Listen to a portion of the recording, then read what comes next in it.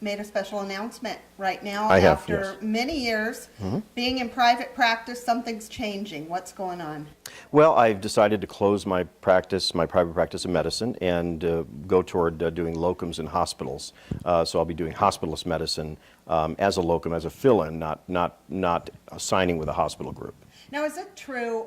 I want you to educate us on some of the difficulties that arrive when a person reaches a certain age and they start taking Social Security. Is it true you have to enroll in Medicare at that point? You don't Yes. have a choice. Yes. Is that just Oregon? That's nationwide? That's... Nationwide. Medicare was supposed to be the first public option, and there were promises made at the inception of Medicare in 1965 that Medicare would not force anyone to enroll in it, and so they kept their promise. Medicare doesn't have, there's no rule in Medicare. But what they did then was to change the Social Security law so that if you did not enroll in Medicare, you were ineligible to receive your Social Security benefits. So if you want to receive your Social Security benefits, you must enroll in Medicare. And this could be a problem because some physicians are not accepting patients that are on Medicare? Yeah, a lot of physicians now, especially private practice physicians, have stopped accepting Medicare simply because of the fact there's so much work involved, so many regulations, 130 to 140,000 pages of Medicare regulations that we cannot hope to understand. And it's just become such a burden that many physicians are simply not accepting Medicare. And more physicians as time goes on will simply stop accepting Medicare. Now, is this true if a person has a supplement along with it, or if they're just plain Medicare? Well, it's true because the supplement only pays the difference between what Medicare paid and what Medicare allows.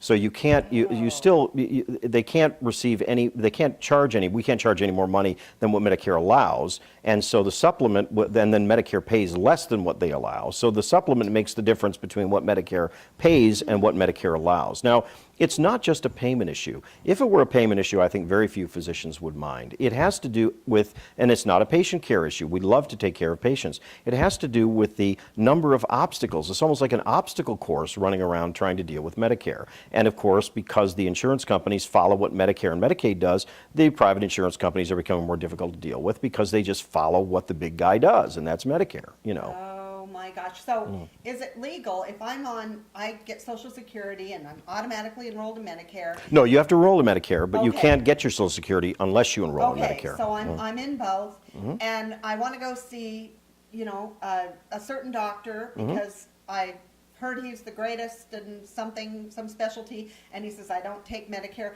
Can I offer to pay him on my own? Yes, you can. If a physician is out of Medicare, is not part of Medicare, then a person who is in Medicare can pay them on his or her own, but cannot receive anything from Medicare for having done so. So the medical insurance under Medicare doesn't do you any good if you go to see someone who's not within Medicare. So if he takes Medicare patients, but only so many, and says I'm at my limit, I can't take any more, then you're not allowed to pay him. No, if he's enrolled in Medicare, Oh my gosh. then the physician has to follow the regulations that Medicare sets. So even if I'm willing to pay whatever, I can't. No, you can't. do business. No, that's one of the Oh my very God. interesting parts of it's considered Medicare fraud. As is, by the way, if physicians take care of someone and who's poor, unable to pay, and if physicians charge them less than what they customarily charge a Medicare patient, then what happens is that physician is guilty of Medicare fraud for doing charity.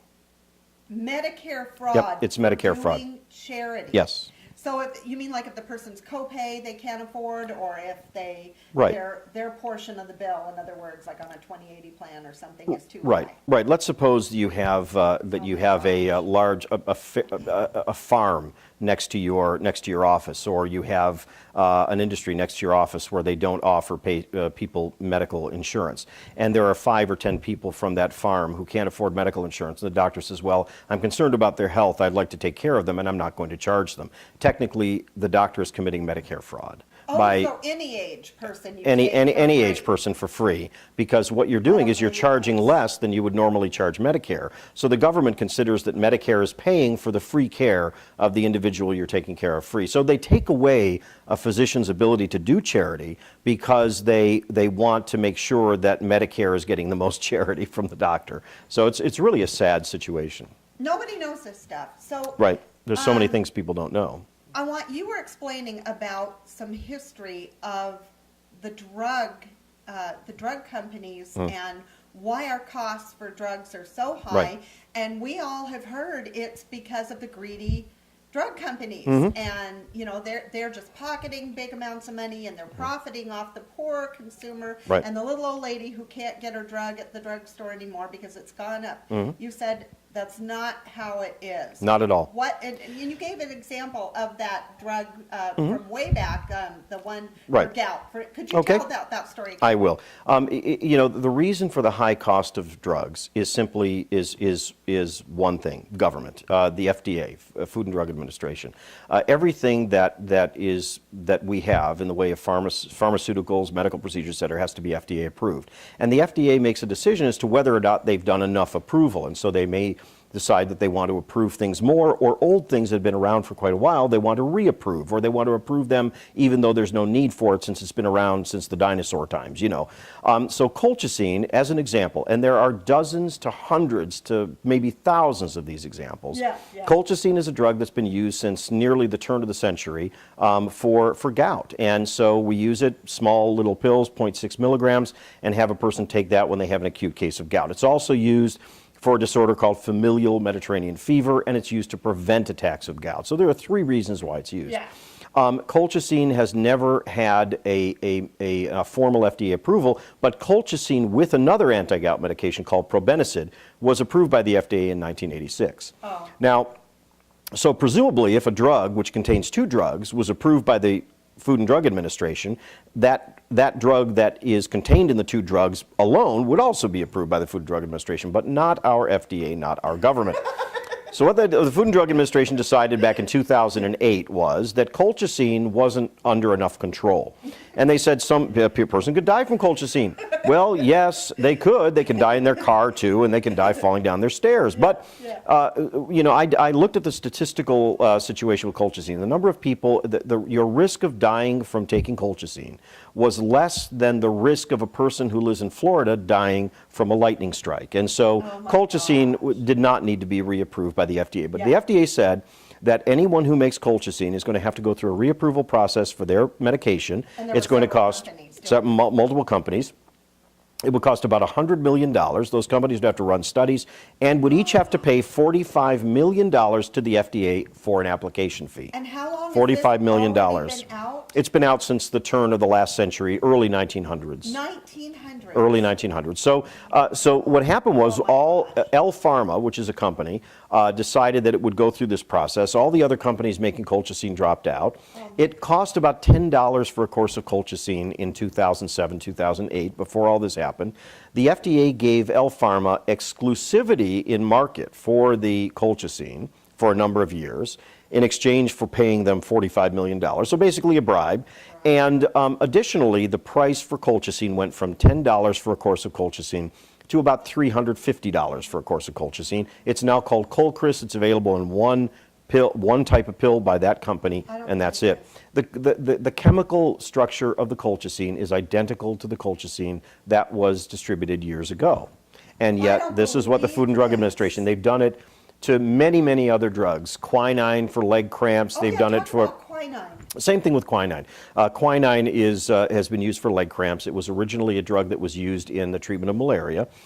It's no longer used for the treatment of malaria because most malarial strains are resistant to it. So, it's at the grocery store in tonic water. Yeah. Tonic water is full of quinine. Yeah. That gives it its particular weird taste. It's weird to me because I don't drink tonic water, but some people like it. Yeah, it's weird. So it has a funny taste to it. That's the quinine in it. Now, the quinine must be horribly dangerous because people drink it all the time from the grocery store and don't have any problems from it. But quinine given in a pill form or in a pill form for leg cramps, the FDA decided that it didn't really like not having the extra hundreds of millions of dollars that it would cost to get it approved. So the FDA decided to go through an approval process. Quinine in about 1999 for a month's worth of quinine cost about $7 or $8. Quinine now costs nearly $400 for a month of therapy. $400. So quinine has gone up, hundreds of times simply because the FDA get involved. That same thing can be said for dozens, hundreds of drugs. It is not the drug companies that raise the prices of drugs beyond the ability of people to afford it. It's the FDA. And that's why the prices of drugs are so high. And I asked you this before, this is happening under every administration. Under every administration. As time goes on, the Food and Drug Administration, because it's an administration, it's a government agency, gains more power as time goes on. I mean, once these things are instituted and they're started, they grow of their own accord. They become powerful of their own accord, separate from who's occupying the White House. And unless somebody who's occupying the White House really understands what's going on in the drug industry, which they don't, nobody is going to go in and do anything about it, because the Food and Drug Administration has its own authority in its own area under law that it regulates. And in my opinion, the FDA ought to be sharply curtailed in its power and probably disbanded, because it doesn't do anything for patient safety. I mean, the interesting thing is people don't know.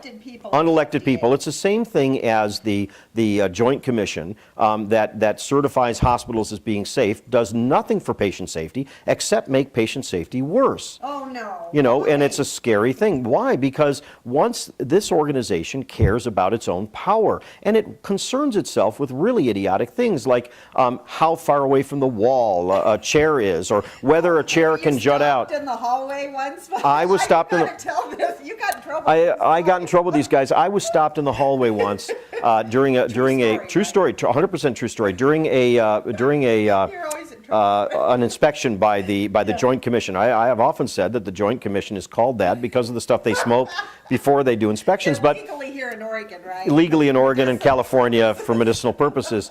But I was stopped and asked, what do I do in the case of fire? And I looked at them as if they were crazy.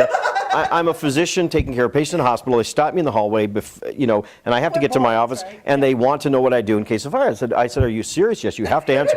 You have to answer this. And I said, well, I would probably look where the fire was. If it was contained, I'd try to keep it contained. I'd try to make sure the patients were out of the way, and I'd call the fire department. They said, then I'd get out, and I'd get all the patients out. Or I said something to the effect I'd get everyone out. And they said, no. And I said, no. I said, oh, what did I get wrong? They said, you race. I said, okay, I'd race out. They said, no, not race out. You have to say race. I said, why would I have to say a stupid thing like race? Because all the things that I would do were contained in what I said, but according to the Joint Commission, and I think they were really the Joint Commission that day, you have to say race, and race is remove anyone from harm, activate the alarm, contain the horrid blaze, and escape. Race. So you have to give them that mnemonic, that idiotic thing, or they fine you. And it is ridiculous. The number of the hospital was fined because No, seriously? Yes, seriously, the hospital was fined because a doctor who was in the hospital didn't answer properly. That's right, didn't say the magic word. Right. And I had been on that staff. Now I don't know if they got a fine for my name tag, but I got written up for not having my name tag on me, and I have been on staff at that hospital for about 15 years.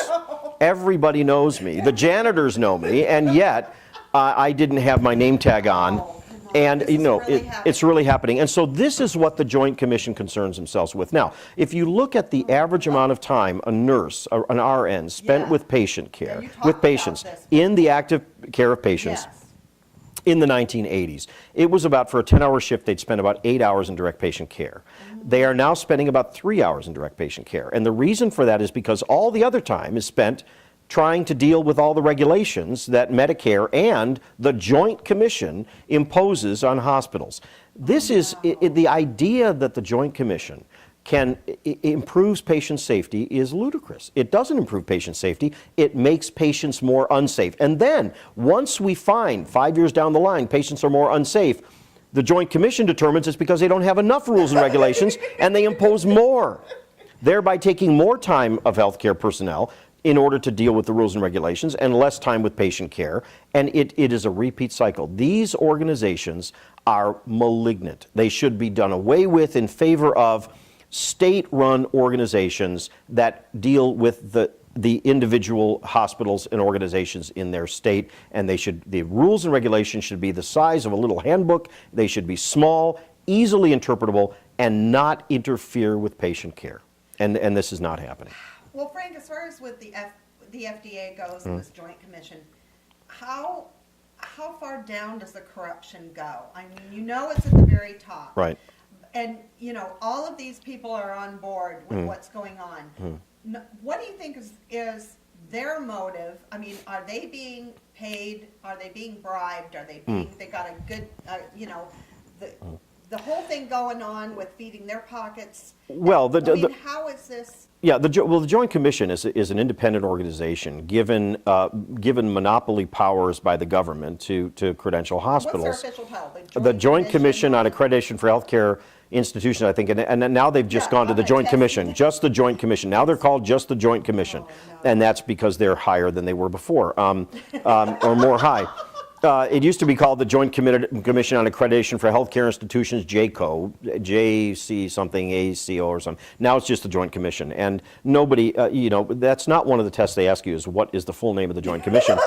But the corruption is amazing. First of all, the Joint Commission as a company earns about $150 million a year for doing what they do.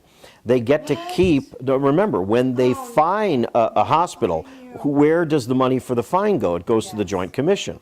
So the Joint Commission makes money by fining hospitals, and so they're very happy to do so. And the things they're concerned with, most of what they're concerned with, have nothing to do with patient care. It has to do with where was that chair set, how, the little dumb things like what if, like you ran into when you wanted to see your daughter in the hospital, Yes, and they said you couldn't stand in the hall because God forbid there's a fire, they couldn't get a fire truck. Was it down the hall or a cart?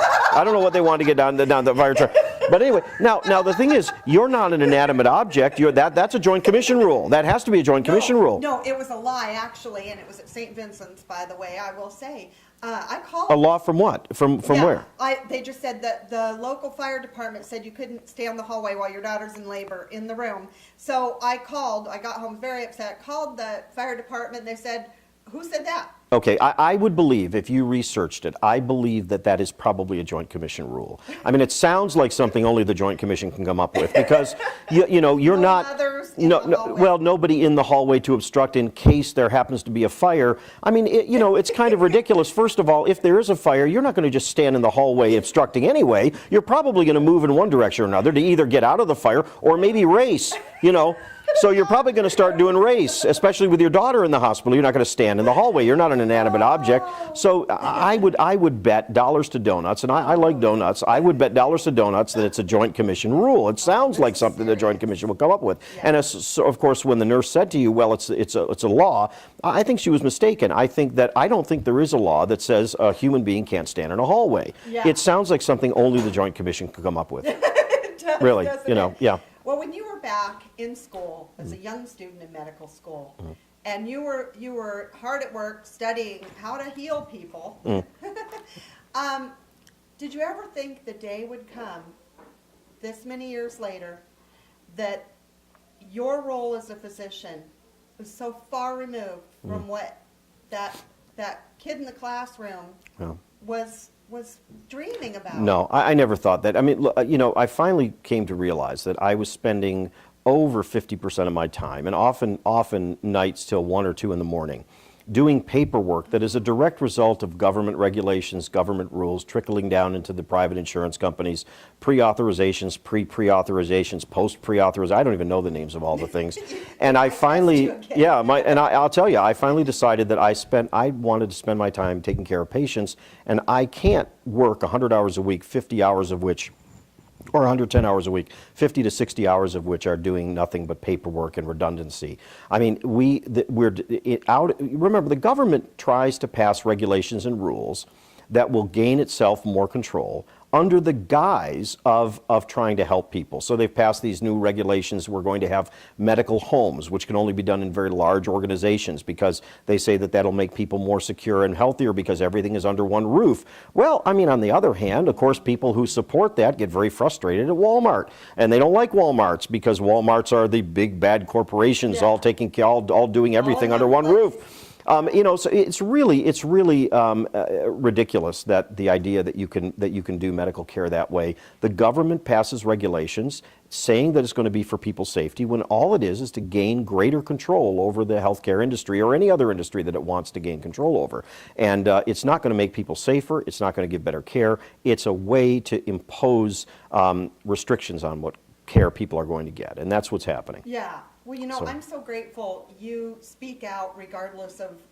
the risks personally, in your profession or personally, to warn people and to speak the truth. And, you know, I kind of want to know, I know you're ending private practice and you're going to still be actively taking care of people in the hospital and whatnot, but what tips can you give the public when we don't get the privilege of having you for our doctor out there looking out for us, and we have our loved one in the hospital, or we're the patient? Are there any like hard and fast rules you can share to keep us safe in what's coming down the pike and what's happening right now with your care? Yeah, well, first of all, I think the first thing to do is probably move to Ecuador. In the absence of doing that, I mean, I think it's becoming more and more difficult. The reason is because physicians, instead of having this, you know, this long-standing, physicians always have had a very special relationship with patients. There's a really a fiduciary relationship, and there's a confidant relationship. There's a very special bond between a patient and a physician, which is being taken away. Physicians, instead of being caring for people, are now supposed to be caring for societies and being more concerned about what kind of resources are being used. And while we all Are you serious? No, it's true. And while we all need to be concerned about resources, and physicians should not just say, okay, everybody should have a CT scan, everybody should have an MRI scan. We should do those things intelligently and do it when it's medically indicated. But since physicians are being pulled away from this physician-patient relationship that used to be there, there's not going to be that level of confidence that doctors are going to act for the good of patients. They're going to act for the good of hospital systems. They're going to act for the good of the government. They're going to act for the good of the system. In other words, we are going to be there. I don't know how many of you saw. Well, we're going to be there to make sure that the hive is doing well. The individual worker bees aren't so important. And that is the scary thing right now. What can you do? Hopefully you can find a physician who you trust and who really cares about you. Those things are going to become harder and harder. That's going to become harder and harder to find, as physicians are going to be expected to choose between the system and their patients.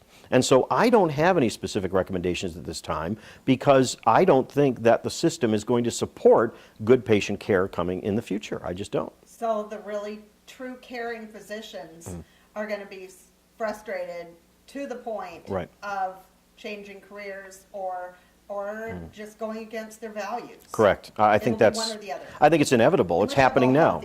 Right. And I think it's, and in that case, you don't have to worry, but that's happening now. I think that the tide has turned, and physicians are no longer expected to take care of patients. They're expected to take care of systems. They're expected to follow algorithms and follow regulations put in forth by the government or large hospital systems, and not to be concerned about individual patients. By definition, we're taking care of populations, not people. And that is the scary thing. Now, in taking good care of people, you necessarily then take good care of populations, but it is not the corollary to that is not true, that when taking care of populations, that people end up benefiting. That's the idea that the Soviet Union had, and it didn't work, and that's the idea that communism has, and it doesn't work, but it is favored now among a large number, or the majority of people in this country and politicians in this country, and that's the problem. It's the communismal way or communistic way of taking care of people, just like they want to do the same thing with the economy. And just to make this personal for people, have you been in situations where you have had a patient that needed a surgery or a certain medicine, and you had to get on the phone and ask permission from the government? Or, I mean, people don't know this. More times than I can count. I'd have to ask permission from the insurance carrier. Usually, the one good thing about Medicare, and there's not very much good about Medicare, but Medicare, Medicare will not directly oppose. You don't have to get things pre-approved from Medicare. They simply won't pay after the fact. So everything is considered to be, they just simply cannot pay you after the fact. I mean, I received a letter, but I always have to get on the line and get approval for things, for things that are very, very simple, things that are usual patient care anymore, not just, Are you serious? Yes, not just, usual medications that people have been on for 15 years that now have to get pre-approved, and that too every 3 months. But I got this is your time on the phone? my time on the phone. I received an interesting letter from Medicare, that kind of was the straw that broke the camel's back. About 3 months ago, I received a letter from Medicare, and it said, "Dear Dr. Rosenbloom, you owe Medicare money." Okay, fine, I expect that. And the total amount of money I owed them was $72. So not a huge sum of money. Yeah. And so I read on, and they said, "Why is this happening?" Well, the first thing they put down is something that's supposed to scare the doctor. Number one, why is this happening? Number one, you knew or should have known known that you were charging Medicare too much. Well, I didn't, but that you were overbilling Medicare. You knew or should, and the reason they do that is because they know that scares doctors. It makes them worried that they're going to go to prison. Oh my God. Number two, the Medicare law has changed, and we want retroactive payment.